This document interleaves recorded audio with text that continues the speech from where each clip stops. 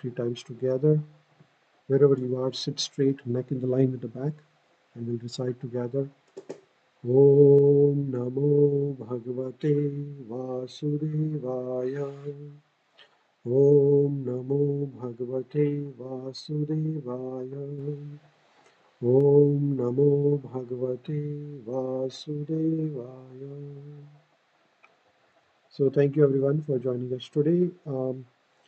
Since last few weeks, we are reading one chapter of Bhagavad Gita every week. Last week, we covered chapter number 14 of Bhagavad Gita. And today, we are going to read chapter number 15 of Bhagavad Gita. Yeah, I'm thankful to His Divine Grace A.C. Bhaktivedanta Swami Srila Prabhupada, who translated Bhagavad Gita from Sanskrit to English for benefit of all of us, because of which we are able to understand Bhagavad Gita. And Bhagavad Gita now has been translated into many more languages like English, then Russian language, Japanese language, Chinese language, all the languages of India like Hindi, Gujarati, Marathi, Punjabi. It is also translated into Urdu language uh, and many other languages. Bhagavad Gita has total 18 chapters. First 6 chapters, Lord Krishna talks about Karma Yoga. Middle 6 chapters, Lord Krishna talks about Bhakti Yoga. And last 6 chapters, Lord Krishna teaches Arjuna about Jnana Yoga. So currently we are on chapter number 15 of Bhagavad Gita. Uh, Actually, throughout the Bhagavad Gita, there is a knowledge of bhakti. But then first 6 chapter is the instruction about bhakti through karma. So whatever the activities we do it for the pleasure of Supreme Personality of Godhead, Lord Krishna, who has given us all these facilities: eyes, nose, ears, tongue, all the surrounding, all the nature, everything to us is given by Krishna. He is the owner of everything. He is the master of everything.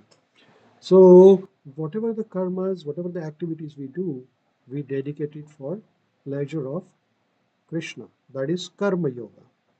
Then, in the middle 6 chapters, Lord Krishna instructs Bhakti Yoga, where Lord Krishna reveals his own identity, Vibhuti. And then there is a Jnana and Vijnana. Jnana means knowledge and Vijnana means application. So through Vibhuti Yoga, through Jnana Vijnana Yoga, and there is a science of Raj Yoga in chapter number 9 of Bhagavad Gita, we learned a lot about Supreme Personality of Godhead, who He is, what are His activities, how the universe is created. All this information is given in the middle 6 chapters of Bhagavad Gita. And then in the last 6 chapters of Bhagavad Gita, Lord Krishna instructs Arjuna Jnana Yoga, and actually this is a bhakti through Jnana. Bhakti or getting connected to Lord through Jnana.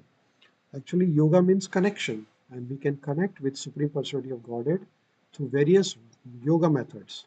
So it might be Sankhya Yoga, Karma Yoga, Ashtanga Yoga, Bhakti Yoga, Jnana Yoga, various types of yoga process we can get connected to Supreme Lord. Yoga means connection, right? So here are this brief summary of the 14 chapters. First chapter, Lord Krishna and Arjuna standing on the battlefield of Kurukshetra. Arjuna is lamenting. That is called Arjuna Vishad Yoga. Then in the second chapter, Lord Krishna teaches Arjuna about the science of soul. He tells Arjuna that, hey Arjuna, you are not this body, but you are a spirit soul. And then in the third chapter, Lord Krishna teaches Arjuna about karma, that with this body you perform karma. You are spirit soul, you have been given a body for a special purpose. What is the purpose? To perform karmas. And what are these karmas for? Karmas are for the pleasure of Lord. If you do karmas for your own pleasure, then you will get reaction. Hence, to get rid of reactions of karma, you perform the karma for satisfaction, which is called akarma. So in chapter number 4, chapter number 5, Lord Krishna teaches Arjuna about akarma or nishkam karma yoga. In chapter number 6, Lord teaches Arjuna about Dhyana Yoga or Ashtanga Yoga. 7th, 8th, 9th, 10th, 11th, and 12th chapter, Lord Krishna teaches Bhakti Yoga, and he teaches Bhakti through variety of deep aspects of Bhakti are mentioned here. In chapter number 13, the mention of nature. What is nature? What it is composed of?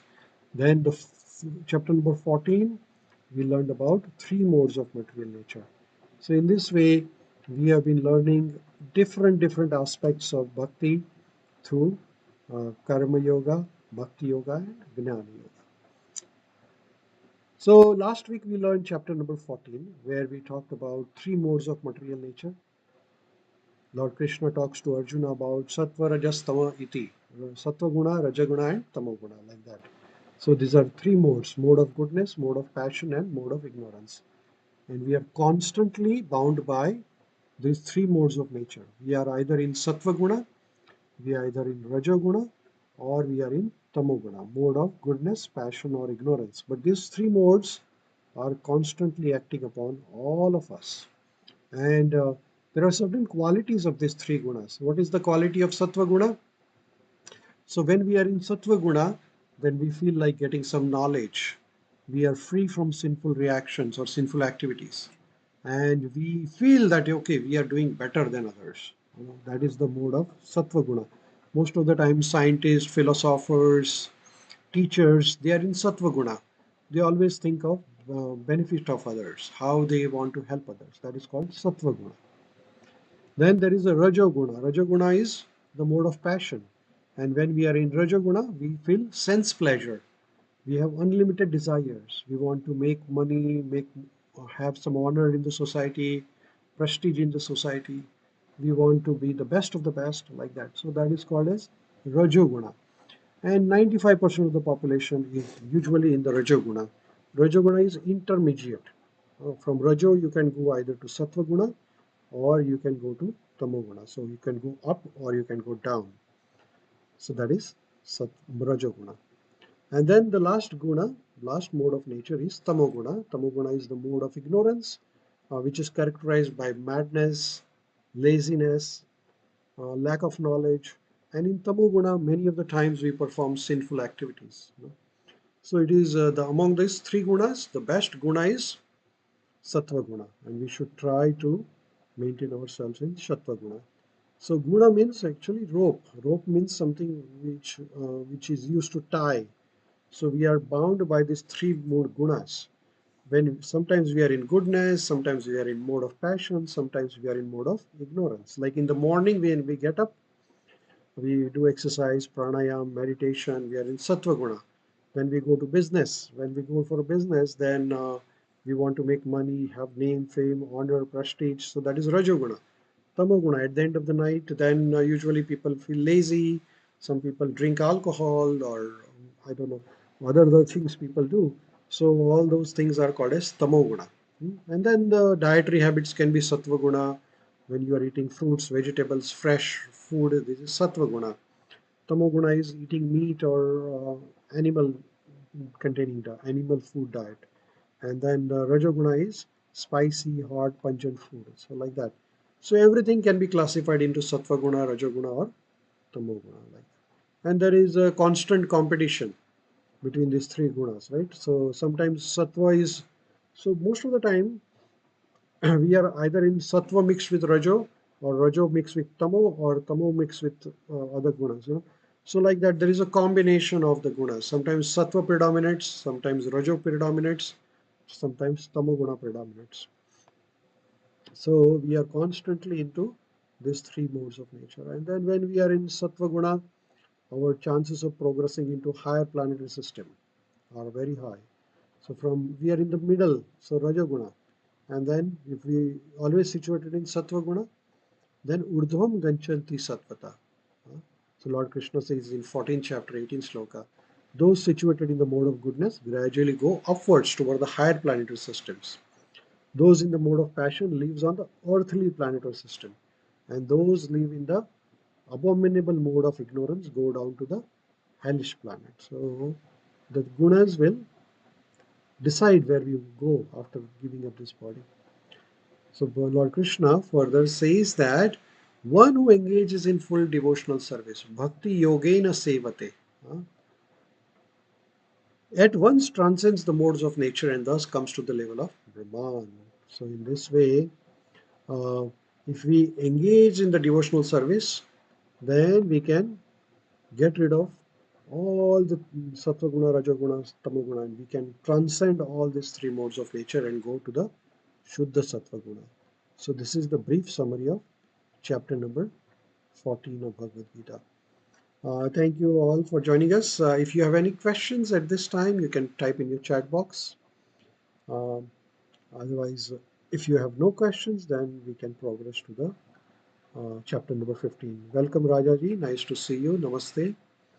Uh, if you have no questions, then should we proceed to chapter number 15? Is that good? Are you all ready for chapter number 15? If yes, please type yes in your chat box so that we make sure everybody is on board. Thank you, Sonalji. Thank you so much. Thank you, Nolinji. Thank you. So this chapter is called as the Yoga of Supreme Person, Purushottam Yoga. Thank you, Madhubhai. Thank you. So in this chapter, Lord Krishna is going to talk about three main points. First point is the material world. He's going to talk about what is this material world looks like, what is the composition of this material world. Then he's going to talk about spiritual world. What is material world? What is spiritual world? And then he's going to talk about position of Atma and Paramatma. That what is the position of Atma and Paramatma with relation to the material world and spiritual world. Thank you, Dr. Harkisar. Thank you so much.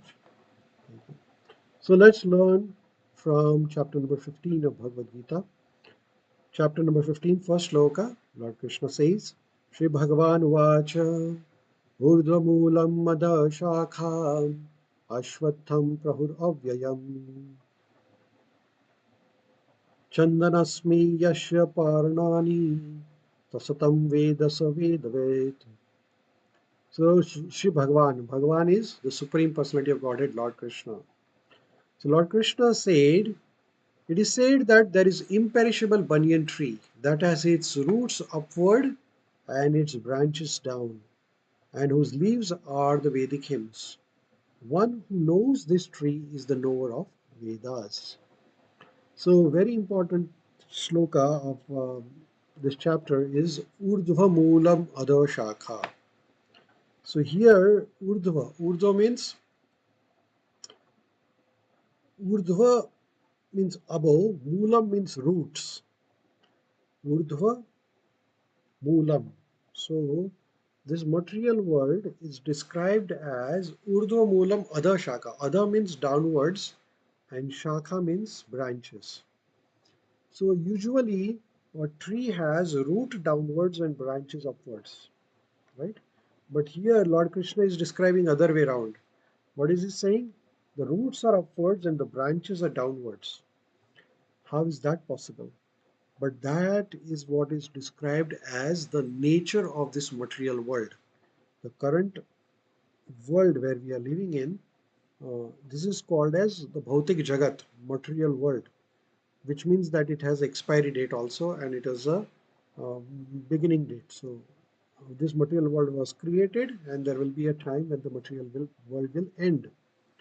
So this material world has been described in Bhagavad Gita as Urdhva Moolam Adha Shakha, which means this world is having the roots upward and the branches downwards.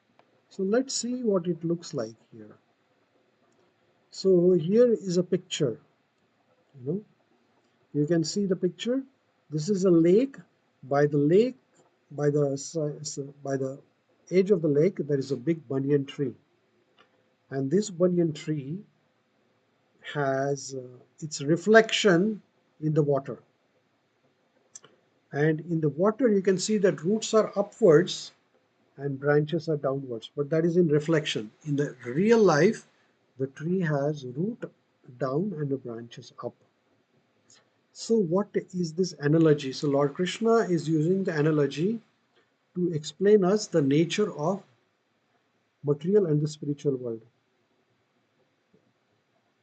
So Lord Krishna is saying that the spiritual world is this banyan tree on the top. This banyan tree on the top is the spiritual world. And the material world is the reflection of this spiritual tree. So here is the exact replica. So here is the spiritual world, the Golok Vrindavan Dham, and here is the material world, which is the reflection of the spiritual world. And it is the exactly opposite of the spiritual world. So whatever is there in the spiritual world is reflected, but in a opposite way, upside down. So whatever is love in the spiritual world, in the material world, that is reflected as lust.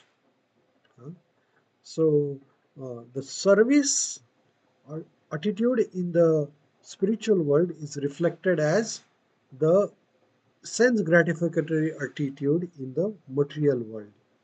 In the spiritual world, everybody is serving the spiritual master, while in material world, everybody wants to be the master.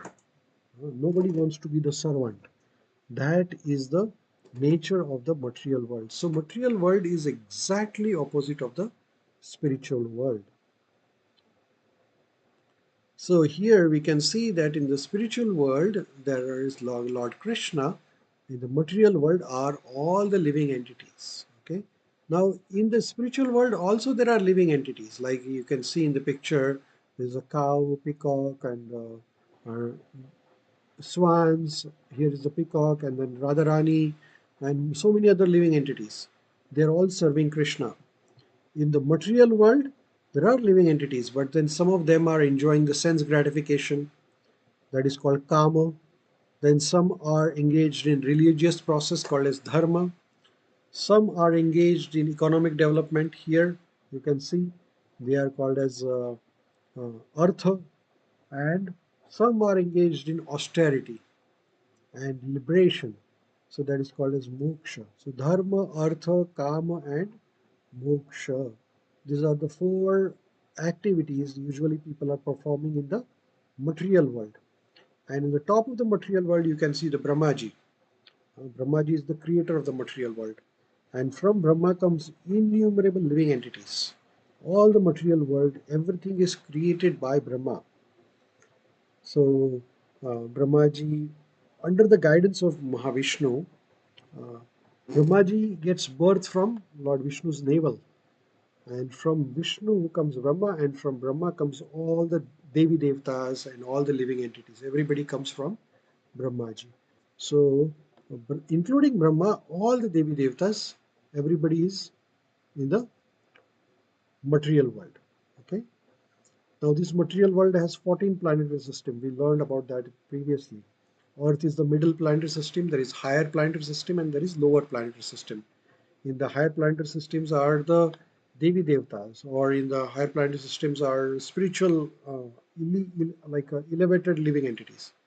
In the earthly planets are the human beings and other living entities. In the lower planets, like Tal, Vital, Sutal, Patal, Talatal, all those lokas, there are uh, living entities who have downgraded from human platform into the other yonis. So those are lower planetary system. But then we are all trapped into this intricacies of these branches. These branches are very tightly, compactly arranged in the material world. And we are so much tightly arranged, these branches, that it is very difficult to even find the root of this tree. Where does this tree begin or where it is ending? And the water in which this tree is reflected is called as the desires. And these desires are the material desires. So spiritual world, and then we have a material desires, and to fulfill the material desires, Lord Krishna created this material world for our pleasure. Some We all were serving Lord Krishna in the spiritual world. We all were originally belonging to the spiritual world. But then, while serving Krishna, we thought that, oh, I also want to enjoy like Krishna. Everybody is serving Krishna. How can I enjoy like Krishna? So then Lord Krishna said, okay, if you really want to enjoy your senses, then you cannot enjoy in the spiritual world. You have to go to the material world. So then, for our sense enjoyment, Lord Krishna created this material world. And that is how we are trapped. We are sent from the spiritual world into the material world, and we acquire different types of bodies. Why do we acquire the bodies? Because we get the bodies because we have a desire to enjoy this body. As long as we have desire to enjoy the body, we always will get body. Sometimes we'll get a human body, sometimes we'll get animal body, or sometimes we will get bird, insect, reptiles. Like for example, if somebody has a desire to eat meat, okay, Krishna is very kind, he will give you a lion or tiger's body. So in the next life, when you get lion or tiger's body, you will be able to enjoy the meat. Somebody has a desire to sleep for a longer time. Okay, Krishna says, okay, no problem. Next life, I will give you a body of bear. So you will sleep for 18, 19, 20 hours as long as you want. So in this way, Krishna is merciful and he gives you a body because you have a desire to sense gratify. But as soon as your desire for sense gratification disappears and your desire to serve Krishna appears, then you are transferred from this material world into the spiritual world. So this world, as soon as we have desire to serve Krishna, we go back to home, back to Krishna Loka, right? So uh, now this material world here is the reflection, and the reflection is in the water. And what is that water? The water is composed of the desire to enjoy or desire to sense gratify. So that is the desire. If there is no desire, there is no water, then the tree will not be reflected. So you will not go to material world. You will remain in the spiritual world, or you will be transferred to spiritual world if you are in the material world. So then Lord Krishna says in 15th chapter, second shloka, that this tree of the material world, which is the perverted reflection, which is the urdhvamulam adashakha, which has the roots up and the branches down, and this tree is nourished by guna pravradha. Guna means modes of nature, sattva rajaguna, and tamoguna, which we learned, and pravradha means developed. So this tree is nourished or developed by the three modes of nature, sattva guna, rajaguna, and tamoguna. So now, if there is no water or less water, then the tree will not survive. So there will not be any material world. There will be not be any material creation if there are no material desires. When there are more material desires, then the material world will always exist. We'll have material life again and again and again. Right? So material body will be given to living entity again and again. So in the 15th chapter, second shloka, it is said, the branches of this tree extend downwards and upwards, and nourished by the three modes of nature. The twigs are the sense objects of the senses. Twigs are the objects of the senses. And this tree also has roots going down, and these are bound to the fruitive actions of human society. So I'm going to explain this shloka. This is a little difficult, so I'm going to try to explain it with the help of a picture. Okay. So here is the description of the material world. Okay. And this is the banyan tree. This banyan tree has these roots down and roots up and the branches down. Okay. So the ground for development of this tree is the desire for sense gratification, as we said, and that makes the ground, the root. Huh? And then second is on the top. The main root is in the Brahmaloka. Huh? Then there are downward branches or downward roots in the human planetary system is the downward branches of the roots. Then this branches further are lower, upper and lower planetary system makes the further branches. Then the leaves make the Vedic hymns, Vedic mantras. Then the twigs are the sense objects. Then the tips of the branches are the senses. And then the fruits, the results of dharma, artha, kama, and moksha. They are the fruits. And then water or nourishment is by three modes of nature.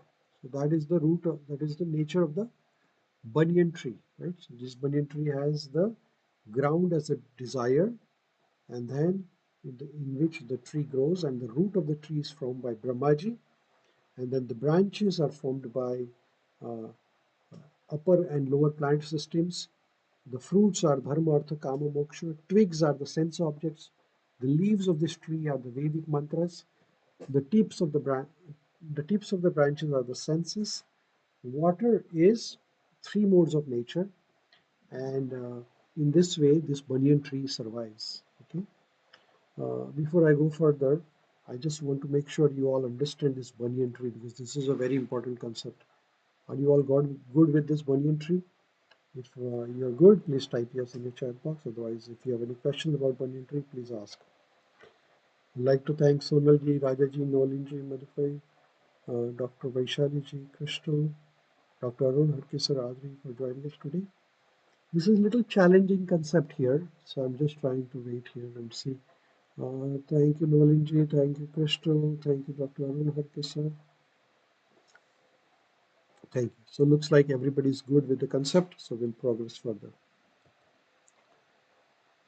So further, Lord Krishna says, "Na rupam asyaha tathopala labhyate."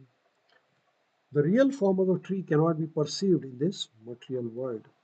Now, this material world, the trees are so, the branches and the roots are so intricately arranged that it is very, very difficult.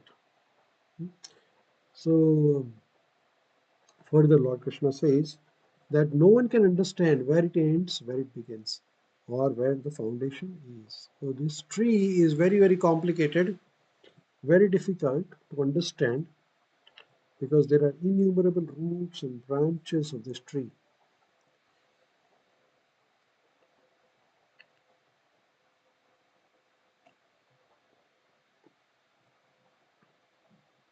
Further, Lord Krishna says, then how to get out of this tree? For 15.3 and 15.45, Lord Krishna says, Ashanga sastrena dhradena chitva. So if you really want to get out of the entanglement, then you have to have Ashanga sastrena dhradena chitva. You have to have Asanga. Asanga means giving up the association or detachment. Asanga shastrena dhradena chitva. Asanga shastra, the weapon of detachment. What is the detachment from? So this is the detachment from sense gratificatory approach. Whatever the senses we have, we use it for service of Krishna. Eyes in taking darshan of the Lord, eyes in seeing good of others, eyes in reading Bhagavad Gita or Bhagavatam, like that. So as long as we have sense gratificatory proposition, we will never be peaceful. Our peace will always be disturbed because the senses are very powerful. Unless and until we are able to use these senses in the welfare services or use in service of Krishna, we will always be disturbed because the senses are powerful. Okay, Rajaji says one more explanation about the tree. Rajaji, I will come back to the explanation of the tree. Just wait, hold. Okay.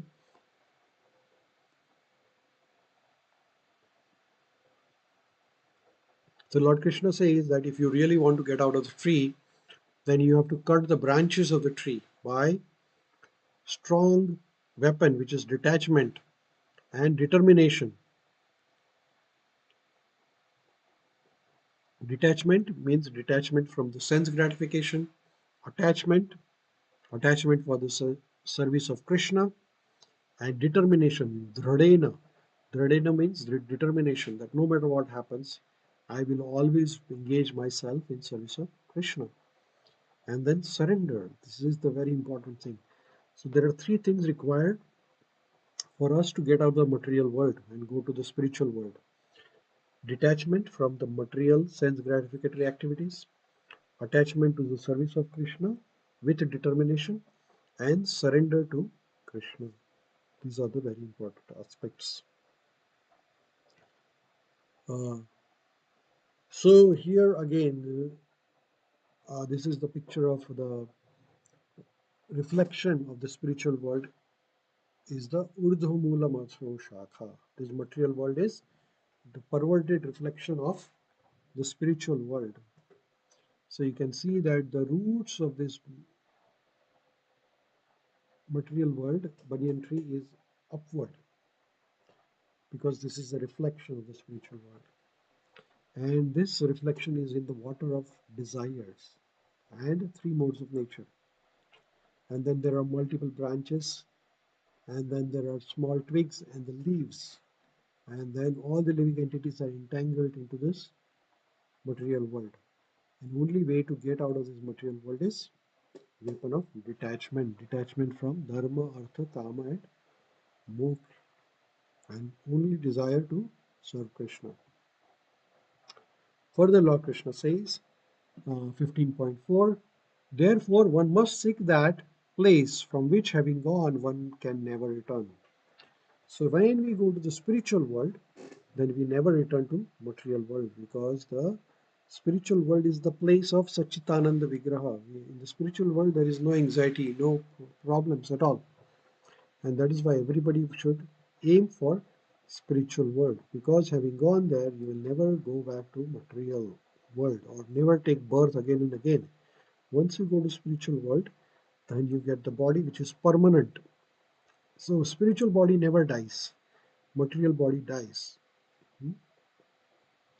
Therefore, surrender to that Supreme Personality of Godhead from whom everything began and from him everything has extended since time immemorial.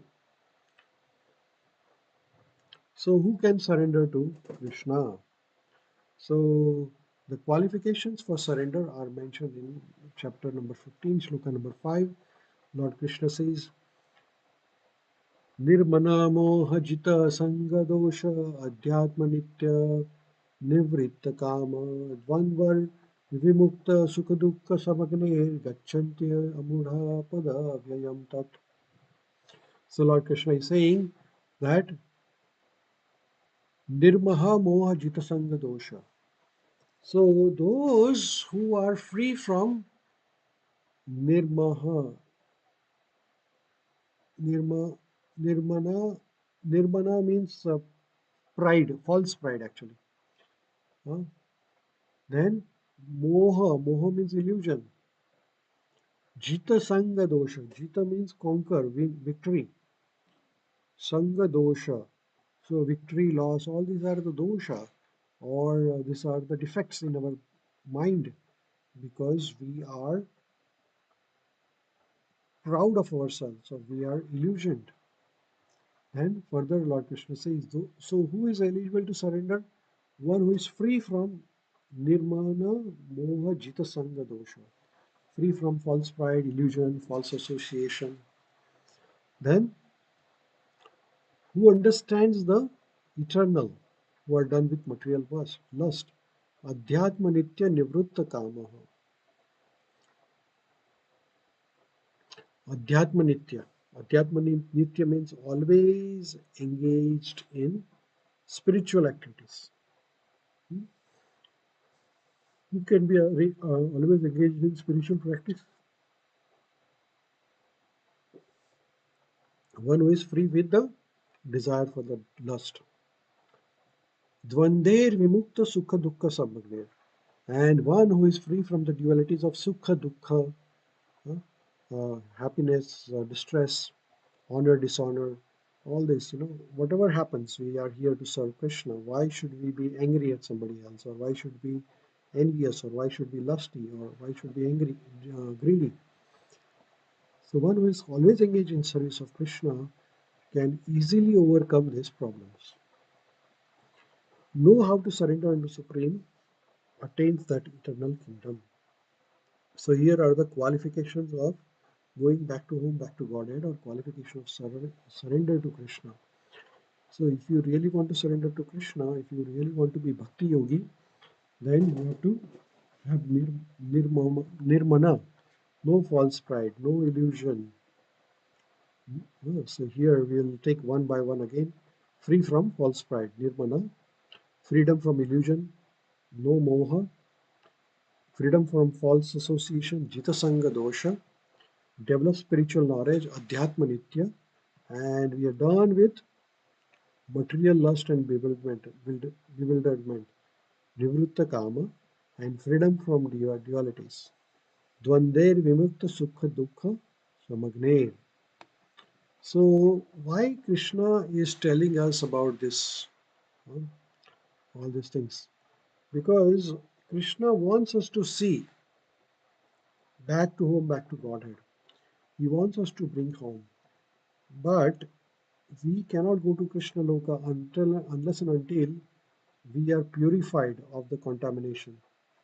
If we are contaminated, if we have a desire to enjoy material world, then we will not be able to serve Krishna properly. That is why Krishna is instructing us what is the contamination, and we should try to get rid of this contamination sooner than later.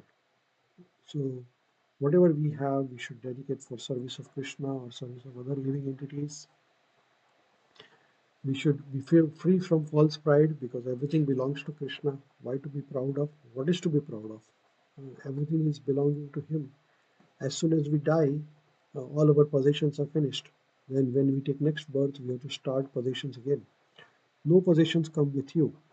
But whatever activities, whatever karmas you have done for pleasure of Krishna, they always stay with you and they come with you in the next life also.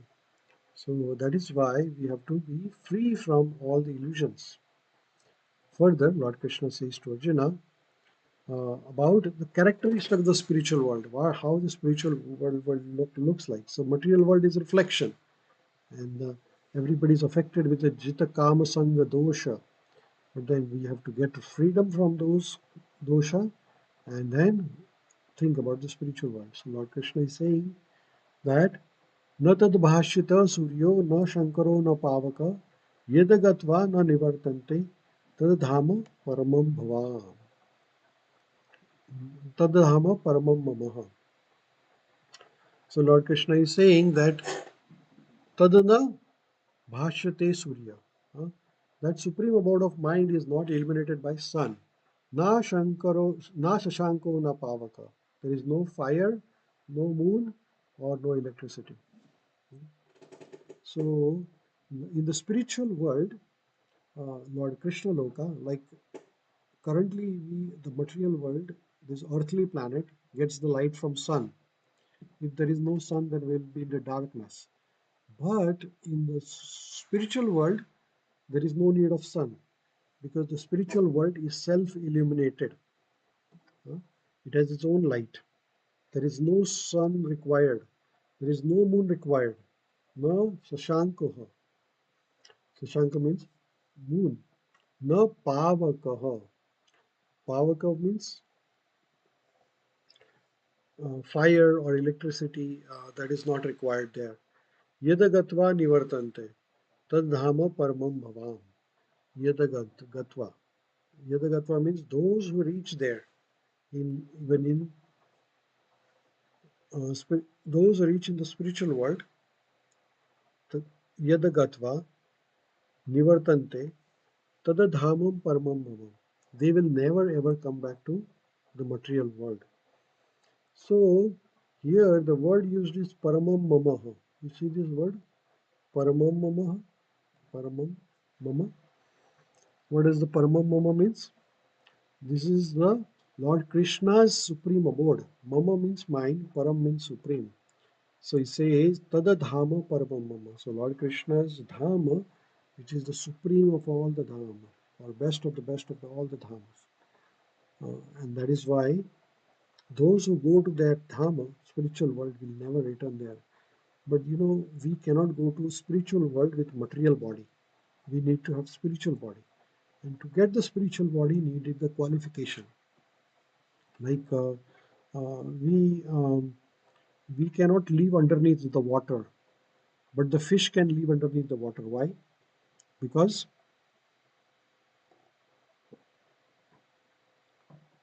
why humans cannot live underneath the water? Why fish can live underneath the water? Can you please type it in your chat box your opinion? Just little bit interactive. Type your opinion. Why humans cannot live in the water and why animals or fish can live in the water. What is the reason?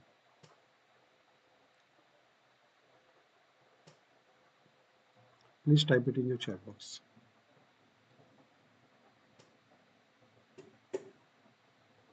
Why humans cannot live in the water and why animals can live in the water. Type in your chat box.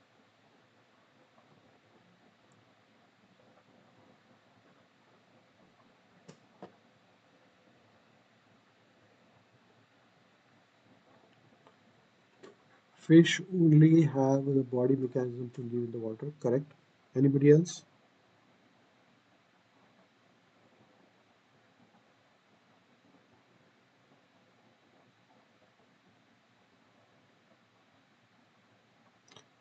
Humans are not created with that mechanism. Yes, Nolinji, thank you so much. Anybody else wants to contribute? Why fish can live in the water and human cannot live in the water for a long time?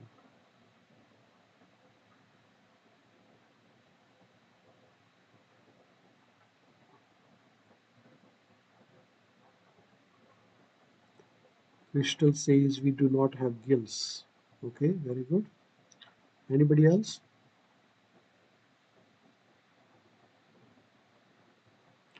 Okay, thank you for answering. So we cannot live in the water because, as rightly said by Nolinji or Crystal, that fish body is very special type of body. So if you want to live in the water, you need that special type of body. We are uh, we are designed to live on the earth, while the fish cannot live in the on the earth because the fish body is not designed to live on the earth. The body is different. Like birds can fly in the air because their body is designed for the air, but our body is not designed for the air. So we, if you really want to fly, then we need a different body. We need the aeroplane or something. But with the aeroplane also, we cannot fly forever. As soon as the fuel is finished, we have to come down. Nowadays, there is a fuel crisis everywhere in the world. We are very proud, very much proud of our motor vehicles. But there will be a time when there will be not be a single drop of fuel. Then what are you going to do with all your vehicles, which are very expensive? You have to throw them in the garbage probably. One day that time will come. So uh, we are not designed for that actually. Krishna did not give us the body. Uh, if Krishna wanted us to fly, then he would have given us the body. If Krishna wanted us to stay in the water, he would have given us the body. But Krishna wanted us to stay on the earthly planet. So that is why he has given us this body. So with this body, we cannot go to the spiritual world. Some people are trying to go to moon. Some people are trying to go to Mars. But their attempts are futile because even though they go there, they have to come back. They can't stay there forever. If you go to moon, then you need to have a special suit, special types of clothing because it is too cold. They say that the moon climate is very cold and you cannot survive there with current body.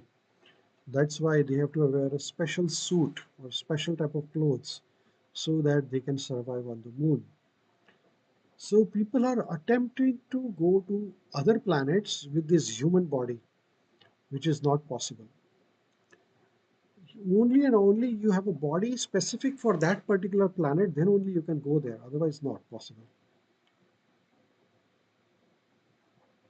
So some people are saying that in the future they will create a colony on the moon and colony on the Mars. But you see, even though you create a colony there, but if your body is not designed, what are you going to do? Like, you're going to, you will be suffering more than ever actually, because you're not used to that environment. Then you will create more artificial means to survive there. And more we try to survive artificially, more we damage the nature. Because then you have to create all the artificial resources and everything else. Like we were not designed to drive the vehicles because Earth is meant for living peacefully. But then we derived these motor vehicles. Now, for motor vehicles, we need the gas. So then we drill the ocean and get the gas, and then it disturbs the entire environment, and then whole the pollution and everything is there. And then we are worried now that ozone layer is depleted and greenhouse gas emission and all those things. But this is a human created problem, because we did not understand what are we designed for. That is why we have these problems. In the olden times, like maybe 100 years, 500, 10 or 1000 years ago, people were very simple life. They used to live in the farm, and the house was next to the farm. So they stay in the farm, go to the farm, do some farming, make some food, eat, and then sleep. That was a life, which was very simple, but simple living, high thinking, right? So they were much more healthier actually. But nowadays we see people are dying at a young age. Lots of cancers are increasing. Uh, Lots of cancers are increasing, and then lots of environmental problems everywhere in the world because we are not designed for it, and we did it, right? Nolinji is saying no fossil fuel utilization. Yes. Well, basically, you see, as long as we try to go against the nature, we will be in trouble. Our nature is that we should live peacefully at one place. Uh, we are not designed to travel long distance, right? But somehow or other, we landed in the aeroplane world and then we are traveling from one country to another country. So now we are traveling, the virus is traveling. Virus is traveling from, COVID is traveling from China to Canada within fraction of second.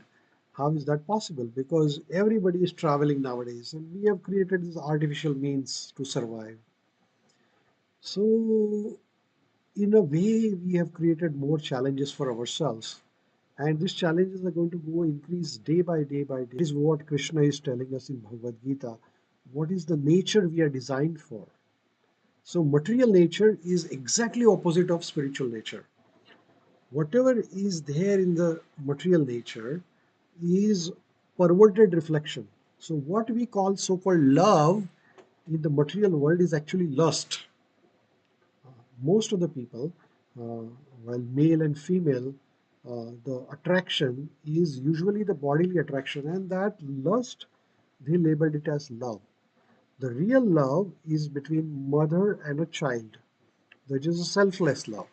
That is the exact love which you see in spiritual world. In the spiritual world, nobody is selfish. Everybody is looking for the pleasure of others. Like, how can I make your lives beautiful? How can I serve more and more and more? That is the nature of the spiritual world. While the nature of the material world is, how can I become more and more happier? Or how can I be more and more get service? I don't want to serve. I want to get more service. So this is what is the nature of the material world. While in the spiritual world, exactly opposite. Everybody wants to make Krishna happy. Everybody wants to be the servant of the servant of the servant of the servant. That is the nature of spiritual world.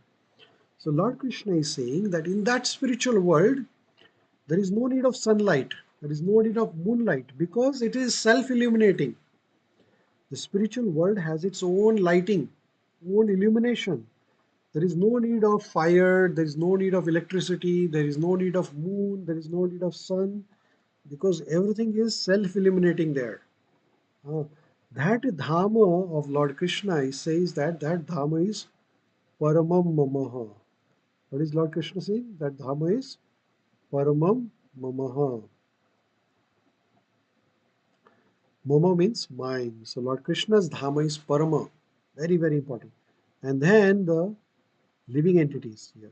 So then Lord Krishna says, uh, ममेवांशो जीवलोके जीवभूत Sanatan मनशस्थानि इंद्रियाणि प्रकृतिस्थानि कर्षति. So then here Lord Krishna is first he explained about the material world and the spiritual world. Then so what is the nature of the material world? What is the nature of spiritual world? Now the living entities. What are the living entities? So Lord Krishna is saying that these living entities are always amsha.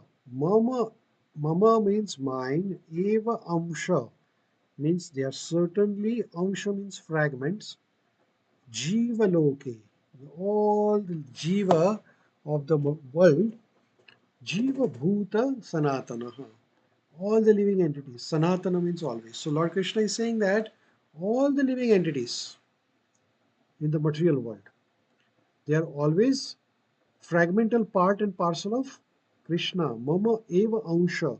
We are all ansha of Krishna. So this Atma is ansha of Paramatma. And this is Sanatana, means always. Sanatan means eternally always. So we are always part and parcel of Krishna. So we are always having some or other qualities of Krishna. When father, whatever the qualities father has, the child has those qualities. So as we are part and parcel of Krishna, mama eva anshu jiva loke.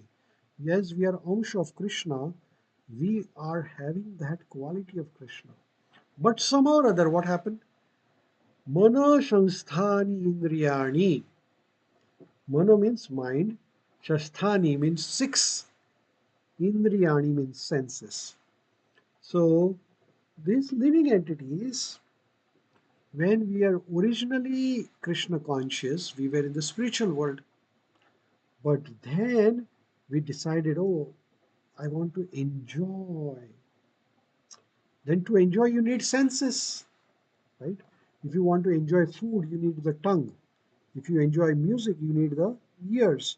If you want to enjoy seeing, you need the eyes. If you want to enjoy touch, you want to have skin. So Krishna said, okay, if you really want to enjoy, actual enjoyment is in service. If more you serve others, more you become happy. But if your concept of happiness is other way around, which means that your concept of happiness is that you want to be served by others and you don't want to serve others. You don't want to do seva, you want to take seva. If you have that attitude, then I will give you senses and see how it feels like. If you really want to be happy, actually the real happiness is in giving happiness. More you make others happy, you will feel more happy. More you want to feed, more you feed other people, you will feel satisfied.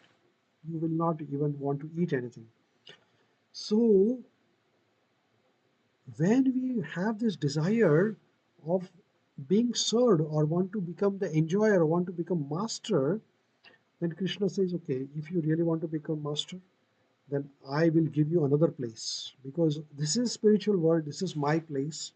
You cannot become master in my place, like say you're working in a factory and you want to become the boss of the factory, then your boss will say, okay, please leave this factory because you cannot become my boss.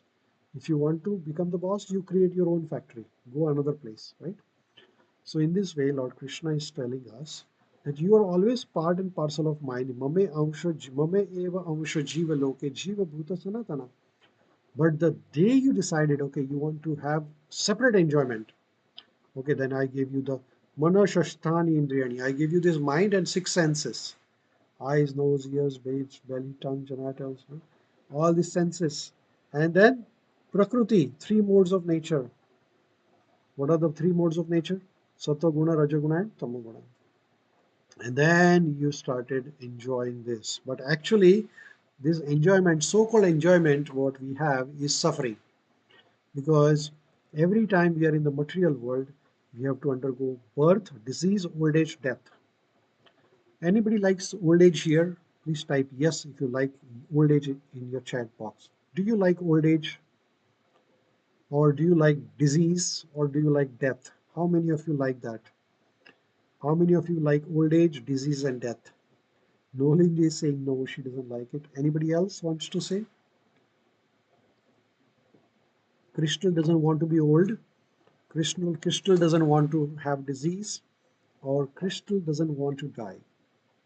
That is true. Anybody else wants to say something? How many of you want to have disease, old age, and death? Nobody will like. Dr. Harkesar, Arun Harkesar writes that who will like it? Absolutely. Why we don't like it? Why? The question here is, why do we not like disease, old age, and death? Why do we not like it? Because Rajaji says we want to enjoy every stage of life. Okay. Why we do not like it? Because there is a suffering involved in those, right? Old age, suffering, disease, suffering, and death is also suffering. Nobody wants to do this.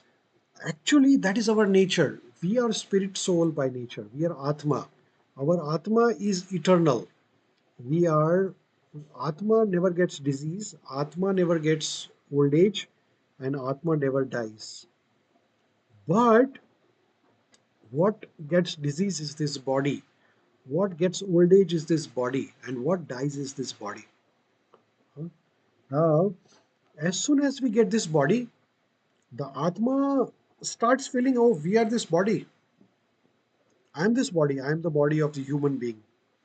The Atma, which gets animal body, starts feeling that, oh, I'm an animal. I'm a tiger. I'm a lion. I'm a dog. I'm a cat. That soul starts feeling that feeling.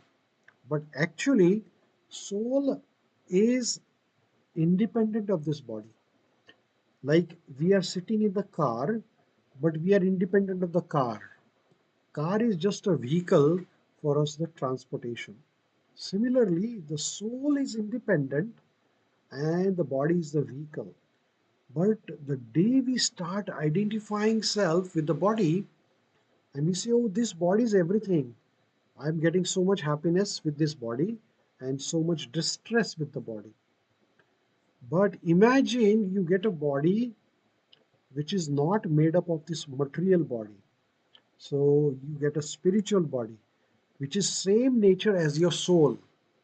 So you get the ears, you get the eyes, you get the tongue, everything, but it is of spiritual matter, spiritual type of material, not the material type of material. So then, like the same nature as the Atma, Atma does not die because the composition of Atma is very different.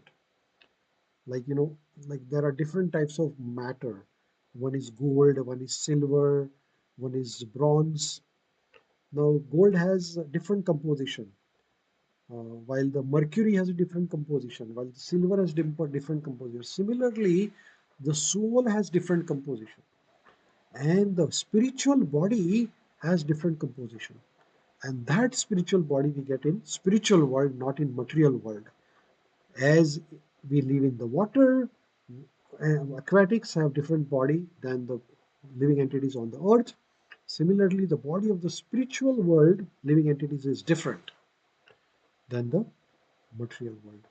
But as we have got this material body, then we have got the senses, and then we have got sufferings are also there because of this material body, because this material body is becomes our identity then. So Lord Krishna says, the living entities in the conditioned world are my eternal fragmental parts. Due to conditioned life, they are struggling very hard with the six senses, which includes the mind. The mind is the chief of all the senses, and the mind is the one which is driving agent for our activities. So that is mana, shastha indriyani. Mana is mind is also one of the six senses. So this mind is when it is in goodness, then we are activities are in the goodness. When the mind is in passion, the activities are in uh, more laborsome activities, and mind in ignorance, then we are sinful activities, right? So this is the nature of the living entities. Then Lord Krishna is saying that in this 15.8 shloka, Lord Krishna is saying the living entity in the material world carries his different concepts of life from one body to another as the air carries aromas. Thus, he takes one kind of body and again quits to take another kind of body. Here, Lord Krishna is giving an analogy. Vayur gandha ivashayat. Vayu means air, Gandha means smell, Eva means like, and Ashayat means like source. Vayuru Gandha Ivashayat. What does that mean? Analogy here is for understanding that when air passes over rose garden, then what will happen? The air will carry aroma of rose flower. Now, air is neutral, but the aroma of rose is carried by the air. Now, same air, when it passes over, say, some garbage bin. So, air is the same, neutral, but now the aroma which is carried is of garbage, right? So, similarly, the soul is neutral, uh, but then it carries the aroma of one life to another life. So, we were animals in the previous life, now we have a human life. So the thoughts or the behavior of the animal life is carried forward by the mind in this life also. So we have animal tendencies with us. Even the humans have animal tendencies. Why? Because this tendency is just like air. Vayuru gandha ivashayat. As the air carries the aroma, similarly, our consciousness or our mind carries the impressions from the previous life. So we have some animal tendencies within us, we have some impressions within our brain from the previous life, and then we change the body. So in this life, we have human life, but the impression of human life is carried to the another life, which may be human, another human life, or another animal life, or bird life, or whatever the life we are going to carry. So this is what Krishna is saying, that as we change the body, we change our identity, but the impressions in the brain or the mind remains. Hmm? Another analogy can be given is the water. Water is pure by nature. We are spirit soul pure by the nature, but we get contaminated. As the water is pure, but it gets contaminated. When it passes through the mud, it carries the mud with it. When it passes through through color, some red color, it carries the red color with it. Brown color, it will carry the brown color. But originally the water is pure. So we are all pure by nature, but then we have been carrying these different modes through throughout the life, through all the living entities have been carrying this modes throughout, right? So that is the nature of all the living entities. We are pure by nature. So Nolinji types here. So our tamo gunas are mainly from previous birth. Actually, we have tamo guna is the mode around us. Now we might have tamo gunas in the previous birth, and we have carried out activities under the tamoguna in previous birth. Like say somebody under the tamoguna had committed some crime in the previous life. That impression remains in the mind, that criminal impression, and that impression travels. Tamoguna is always there. That is external guna.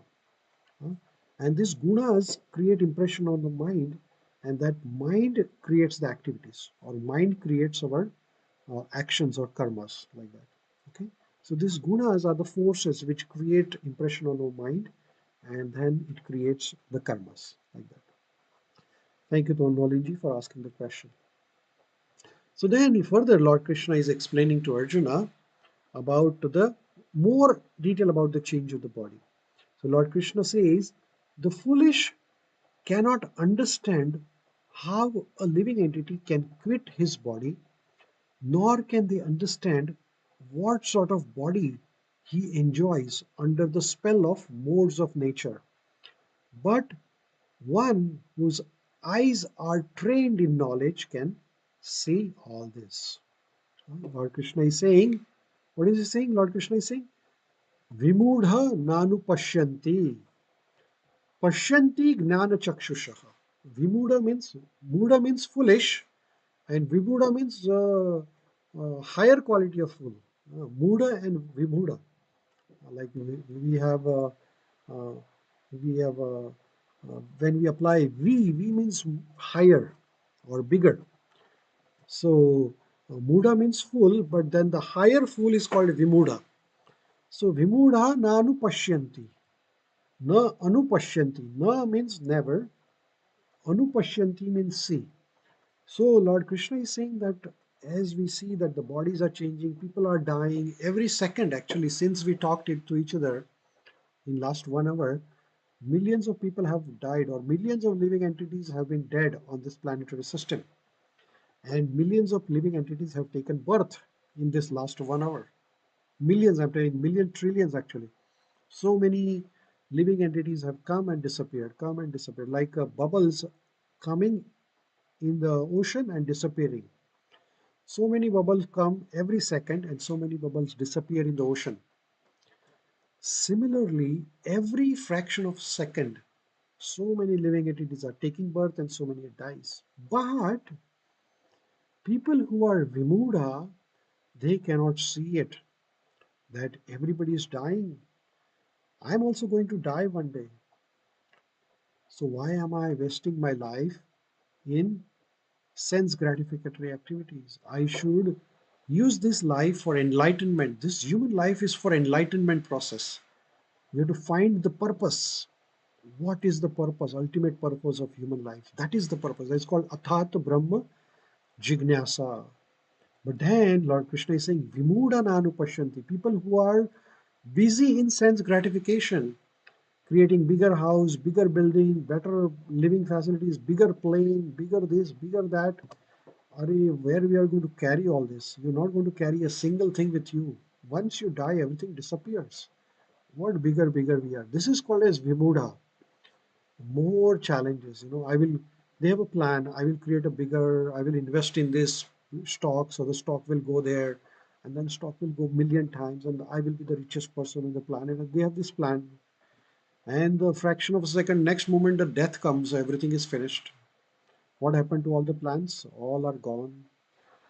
What have we done? We just wasted our life, huh? So instead, use this life for service, make something better. Huh? So Lord Krishna is saying, Vimudha nanu pashyanti. But the fools will not understand this. Pashyanti gnana chakshusha. But pashyanti means see. Huh? Lord Krishna is saying that you can only see with a gnana chakshu. Chakshu means eyes and gnana means knowledge. Only with the knowledge you can see these things happening around us. And that knowledge is Bhagavad Gita. There is no other knowledge which can connect you to this level of depthness. Bhagavad Gita has everything actually.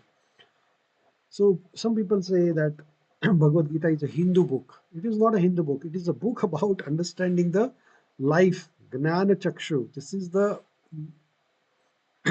knowledge which helps us to understand the reality of life and what is the purpose.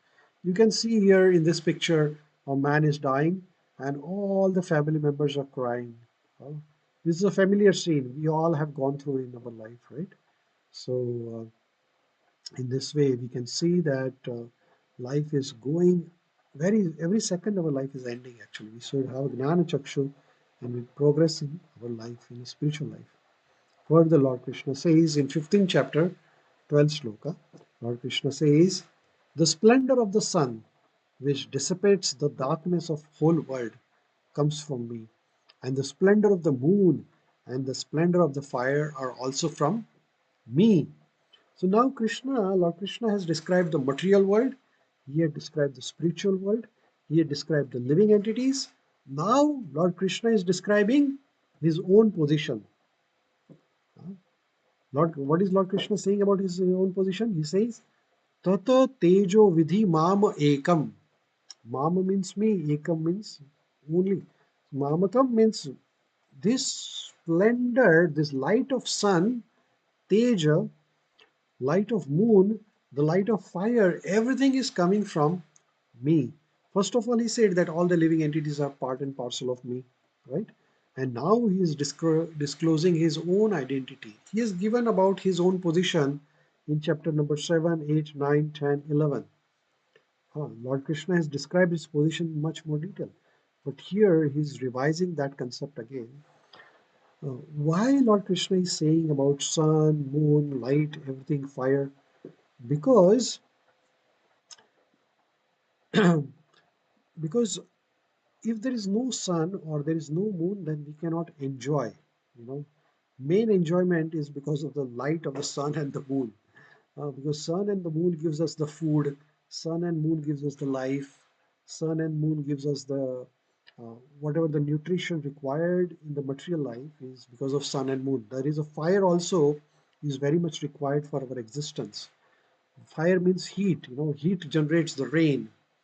Heat generates there is a heat within our body which is called as what is it called? Jataragni. Jataragni means it helps us to digest. There is a fire in our belly, which is hydrochloric acid actually. Hydrochloric acid is the fire which helps us to digest. So you can see that this fire is also energy of Lord Krishna. So Lord Krishna is saying that all these are my energies. Why Krishna is saying this? Because we understand that all the happiness, so-called happiness, which we are saying, is derived from Krishna. So instead of getting attraction to the material sense gratification, we should be attracted to Krishna because he's the one who is giving us all this enjoyment possible. So we should serve Krishna more and more. That is, but so this is how Krishna is bringing our attention from self to the Krishna consciousness in Bhagavad Gita.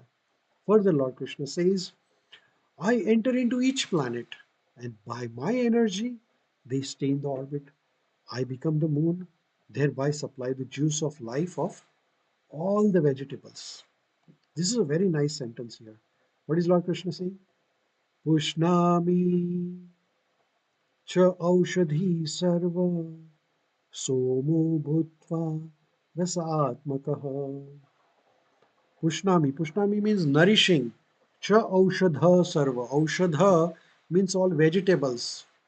Sarva. Sarva means all. Soma bhutva rasa atmaka. Soma means the moon. Bhutva rasa atmakaha. Rasa atmaka means the supplying the juice. Actually, whatever the vegetables we eat, the taste of those vegetables is because of the moonlight. Actually, when the moonlight falls on the vegetables, then the taste is different. That is why when we eat the vegetables which are grown in the artificial farming and which are grown naturally, they have different flavors. Why is that so? Because the vegetables which are grown in the natural field, they get moonlight. And that taste of the vegetable, here Lord Krishna is saying, Pushnami cha aushadhi soma bhutva rasatma. Soma means Chandra, moon. So that moon which is giving the juice in the vegetables, that juice is given by the moon, and this moon is nothing but the energy of Krishna. So this is what Krishna is saying. So the Lord Krishna is saying, Aham Vaishvanaro Bhutva Prana Apana Samyuktaha Pachami Annam Chaturvidham. So Lord Krishna is saying, I am the fire of digestion in the body of all the living entities, the fire and the life air as Krishna's energy. It helps in digestion of all the four kinds of food. So Aham, Lord Krishna is, I am the fire in your belly. I am the Prana Apana. This is Prana Apana. Prana means outgoing, Apana means downgoing, ingoing. So outgoing air, ingoing air, everything is coming from Krishna. So Lord Krishna is saying, I am the one who is giving you the power to pachami. Pachami means digest. Annam chaturvidham. Four kinds of food we eat usually. The food to be chewed, food to be licked, food to be drunk, and food to be swallowed. So there are four kinds of food. So all kinds of foods which are we digest, all the energy is coming from Krishna. Aham Vishwa Naro Bhutva Prana Apana. Outgoing air, ingoing air. Samayukta. This balance is also kept by Krishna. Pachami Annam Chaturvidam. All the food digestion energy given by Krishna. So Krishna is so merciful. Further, Lord Krishna is revealing his identity and he's saying that सर्वस्य चाहं हृदि सन्निविष्टो मतः स्मृतिज्ञानमपोहनं च वेदैश्च सर्व अहमेव वेद्यो वेदान्तकृद् वेदविद् एव चाहम्. So Lord Krishna is saying, I am seated in everybody's heart, and from me comes remembrance, knowledge, and forgetfulness. By all Vedas, I am to be known. Indeed, I am the compiler of Vedanta, and I am the knower of the Vedantas. So Lord Krishna is saying, Sarvasya Chaham Hridasannivishto. All the living entities in Riddhi means Hridaya, Sannivishto, all the living entities, Lord Krishna is residing. Matas Pratignanam Apohanancha. Lord Krishna is saying, from me comes remembrance, knowledge, and forgetfulness. So, if somebody wants to remember Krishna, then Krishna will give him the power to remember him. If somebody wants to forget Krishna, then Krishna will give him the power to forget him. So here, Lord Krishna is saying that all the forgetfulness and remembrance are coming from him only. And by all the Vedas, Vedeshcha Sarva Ahameva Vedyo. If you study all the Vedas, but summary of all the Vedas is to understand that Krishna is the Supreme Personality of Godhead. And Krishna himself is the compiler of the Vedantas, and he is the knower of all the Vedantas. So, ultimate conclusion of all the Vedas is to understand that Krishna is the supreme power.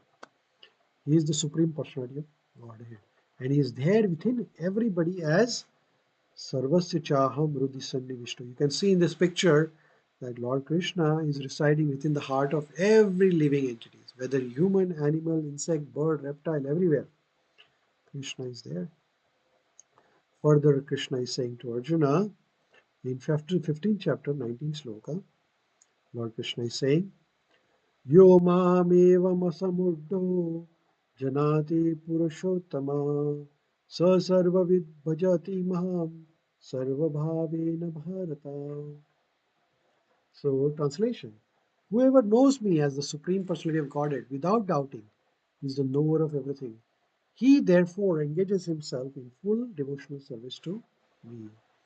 So, Yah Mam Eva Yo Mam Eva Asamuddho. Asamuddho means without doubt. If one knows that Krishna is the one who is Supreme Personality of Godhead, then he will be engaged in Sasarva with Bhajati Mam. Sarva Bhavena Bharata. With all full his energy, all aspects, he will start worshipping Krishna fully. And the last shloka of 15th chapter is Iti guhyatamam shastram idam uktam maya anagha. Here, Arjuna, this is the most confidential part of Vedic scripture.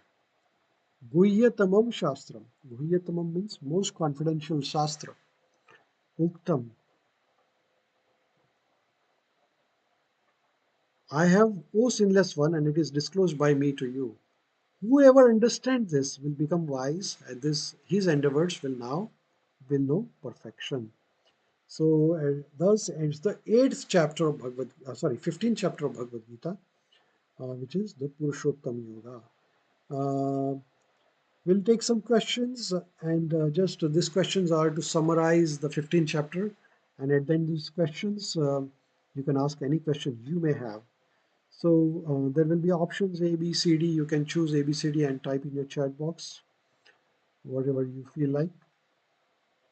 So are you all ready for the question answer session? If you are ready, please type yes in your chat box. So we are going to summarize chapter number 15 through this question answer session. Are you all ready? Please type yes in your chat box if you are. Thank you, Rajaji. Thank you so much. Thank you, Sonalji. Thank you, Nolinji. Thank you, Crystal. Thank you so much. Let's do some quiz questions and see how we have done with this chapter. So, what is the purpose of studying Vedas? To become very humble, to understand Krishna, to develop love for everyone, to gain knowledge. Okay, let's see what is the purpose of studying Vedic literature. So, there are four Vedas, Upanishads. So, Rajaji is saying D. Okay, thank you, Rajaji. Anybody else? Anybody else wants to answer this question? Nolinji is saying B. Vaishaliji is saying D. Thank you, Dr. Vaishaliji.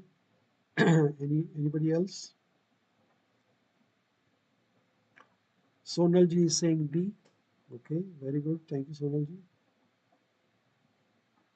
Looks like this is a confusing question for all of you. The answers are all over B, C, D, as long as nobody has chosen A.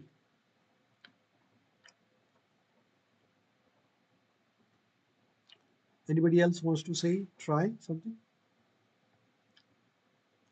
So why this is confusing? Because we haven't understood shloka from Bhagavad Gita. Okay, let's understand this, okay? So here is the shloka from Bhagavad Gita. सर्वस्य चामृदसिन्निविष्टो मतस्मृतिज्ञानमपोहनं च वेदैश्च सर्वहमेव वेद्यो वेदान्तकृद्वेदविद् एव चाहम्. So Lord Krishna is saying, I am seated in everyone's heart. From me comes remembrance, knowledge, and forgetfulness. By all Vedas, I am to be known. Indeed, I am the compiler of Vedanta, and I am the knower of Vedanta. So Lord Krishna clearly says that the purpose of knowing Vedas is to know Krishna, right? So real answer is B. B is the correct answer. Thank you, Nolinji. Nolinji's answer was correct. Nolinji says, I understand knowing Krishna makes one knowledgeable. Yes. If you know Krishna, that Krishna is the supreme and Krishna is the master of everything, and Krishna is the director, Krishna is the ultimate enjoyer, Krishna is the father, Krishna is the mother, Krishna is everything. That is the summary of Vedas. Vedescha sarva hame vivedyo. So that is the summary of all the Vedas, all the Upanishads. Is that. Let's go to the next question. What is the basic principle of devotional service? Detachment from the material activities, attachment to the service of Lord, both A and B, and D, none of the above. This is a very good question and very simple question. What is the purpose of devotional service? Nolinji is saying D. What is the principle of devotional service? Yes, yes, yes. Oh, sorry, Nolinji is saying C. Correct. Yes, Rajaji is saying C. Yes, yes. Anybody else? Anybody else wants to try this? Sonalji is saying C. Very good. Thank you, Sonalji. Thank you, Rajaji. Thank you, Nolinji. Yes, the C is the correct answer. The purpose of human life is to, the answer is A and B. The spiritual body needs conscious practice. And what is this practice of? So, the practice of attachment to service. So, the practice of attachment. And what is the attachment? Attachment to service to Lord Krishna. Right. So, that is the main purpose of the devotional service. More we do seva, more we get attached to Krishna. And more we get attached to Krishna, what happens? More we get detached automatically. Uh, Detached from the material desires, detachment from the sense gratificatory activities. Right? So C is the correct answer. Thank you, Nolinji. Then next question. How does the root of this banyan tree grow in the material world? Upward, downward, both ways, none of the above. Very simple question. Shloka number 1 and 2 of 15th chapter. The root of the banyan tree grow upward, downward, both ways, or none of the above. A, B, C, D. Please type in your chat box. Rajaji is saying B, downward. Okay, looks like Rajaji is answering, nobody else is answering.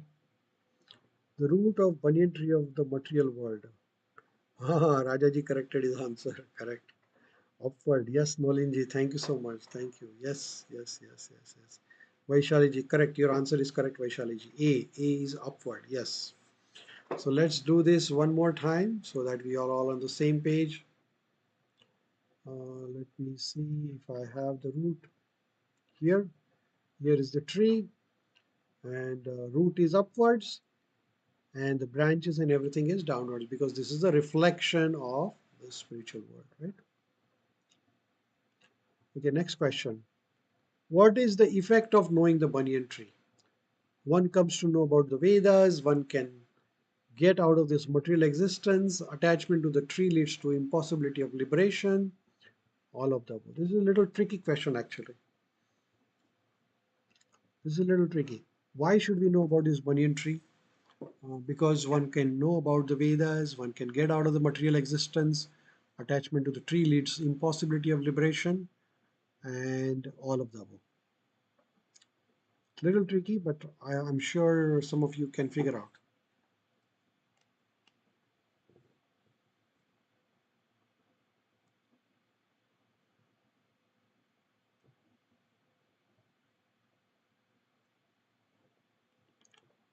Uh, Nolinji is saying B.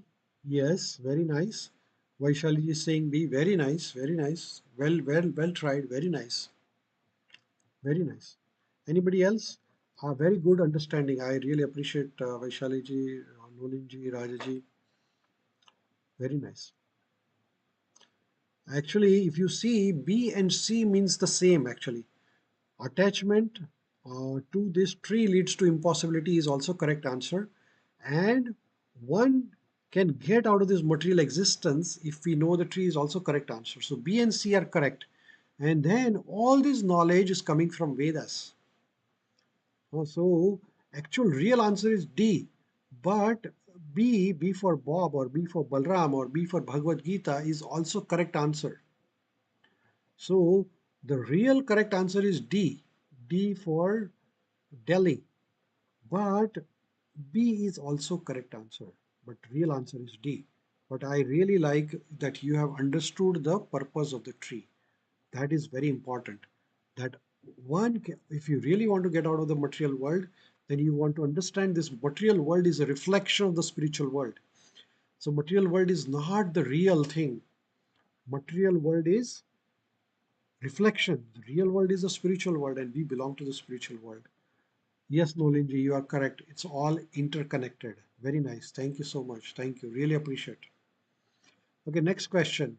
From where does this tree of material world gets its nourishment from? From the lower part of the tree, from the material desires, both A and B, none of this. Now, this is very important. The material world tree is nourished by what? And we talked about this. What is the nourishment of this material world tree? A, B, C, and D. I mean, this is a really, really good question. Krishna is saying C, Nolinji is saying desires, which is B. Rajaji is saying B. Yes, yes, yes. Vaishali is saying B. Yes, B for Bhagavad Gita, B for Balram, or B for Bob is the correct answer. Material desires. Thank you, Crystal, for trying. Uh, I'm going to show you here again the picture. Let's see the picture if I can bring up here. Uh, these material desires. This is the nourishing water. So these desires are the cause of the material tree. Material desires actually. If we have these desires of spiritual, then we can escape this tree and we can't get trapped into this tree. Okay. And then the next one is so here is the tree again for the benefit of all of us. The ground is the desire, the cause of the whole thing. And then there is the roots are the downwards human planetary system. Then there are other planetary upper and lower planetary systems are also roots. Then there are leaves, uh, Vedic hymns. Then the twigs are the sense objects. The tip of the branches is the senses. The fruits are the dharma, artha, kama, moksha. huh? And then the water nourishment is also through three modes of nature. But real desire is the main thing of all the things. Okay. What one must do to get out of the entanglement of the strong entanglement of the banyan tree? Gain the knowledge about the self, become religious, surrender to Krishna? None of this. It's a very simple but very important question. How do we get out of this material tree entanglement? How do you get out of this? A, B, C, D. Dr. Vaishali ji is saying C. Madhu Jani is saying C. Crystal is saying C. Raja ji is saying C. I think this is a very simple question. Everybody will answer correctly.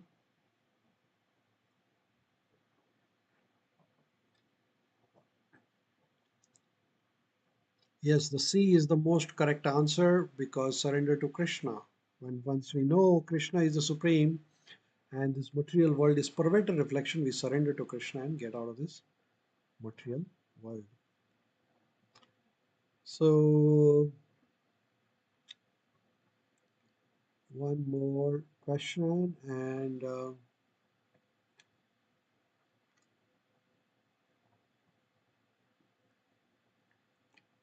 spiritual world, a question about the spiritual world. What is enjoyed by living entity after they reach the abode of Lord Krishna? When we go to spiritual world, what happens? There's eternal bliss, eternal life, full of knowledge, all of the above. Huh? What do we get? Thank you, Nolinji. Surrender is the correct answer. What do we get when we go to the Krishna Loka? Yes, all of the above, right? Eternal bliss, eternal life, and eternal knowledge. Thank you, Rajaji. Thank you, Nolinji. Thank you, Madhuviji. Thank you, Vaishaliji. Thank you so much. Yes, the D is the correct answer. Crystal, thank you so much. So, Satchitananda. Satchitananda means eternal bliss, eternal life, and full of knowledge. So, as long as we are in the material world, we'll have Asat, Achit, and Dukha. But in the spiritual world, we have Satchitananda Vigraha. Anadyadir Govinda Sarva Karana Karanam. So when we go to spiritual world, we are eternally blissful, eternal life, and full of knowledge. So that is the nature of the spiritual world. And in the current life also, if we keep on serving Krishna, if our life is to follow the instructions of Krishna, then current life also will be blissful. Current life will also be full of life, and current life will also be full of knowledge. As long as we keep on reading Bhagavad Gita every single day, Nityam Bhagavata Sevaya, Bhagavati Uttama Shloke Bhaktir Bhavati Naishtaki. Regular reading of Bhagavad Gita, Srimad Bhagavatam, associating with the devotees is very, very important here. Right? So I request everybody to read Bhagavad Gita every single day. Then only our life will be successful. Otherwise, we will be trapped here. And the last question for today: how can one reach to supreme abode of Lord Krishna from this material world? By taking up the process of Krishna consciousness, associating with the devotees, by surrendering oneself to the Krishna, and D all of the above. And everybody will get the correct answer here, I'm sure. Nolinji, Madhupen, Dr. Arun Harke sir, thank you so much. Thank you so much. Thank you, Rajaji. Thank you so much. Thank you, Crystal. Thank you so much. Really appreciate your answers. I hope one of these days Crystal can come and visit Thunder Bay, our new temple. Crystal is in Thunder Bay, and one day she's going to visit us. Maybe today evening, Sunday. Sunday we have Sunday feast program here, Sunday Satsang program, and we have live telecast of Sunday Satsang program also on our Facebook page, Vedic Cultural Center Thunder Bay page, or actually you can register online. I think I'd sent you the link one time before, but if not, then let me send you the link again so that you can all register for our Sunday satsang. Uh, and if you cannot attend, then actually you register, then you will get the automated recording of our Sunday satsang program. Uh, every week we read Srimad Bhagavatam, Bhagavad Gita, we learn some shlokas and try to understand in little depth, more depth actually than what we are doing here on this platform. We try to understand the whole chapter in a couple of hours, but with the Sunday Satsang program, we will go a little depth. So let me share the link with you. If you cannot attend in person, then just click this link and register it. Only once you have to register and you'll be fine. Here is the Sunday Satsang registration link. Thank you so much. Yes, the D is the correct answer here. And I want to thank you all for coming today, participating, giving your valuable time. This is very, very important time for all of you, and I really appreciate. Thank you so, so much. Well, if you have any questions, you can type at this time in your chat box. If not, then thank you so much. We'll see you again. We are 3 chapters away from finishing this course, 16, 17, and 18. So in 3 weeks, we'll be done with the entire Bhagavad Gita. We've been covering one chapter at a time. I request all of you to read Bhagavad Gita and prepare a short summary, record a short video, send me by WhatsApp about your understanding about Bhagavad Gita. My WhatsApp number is 001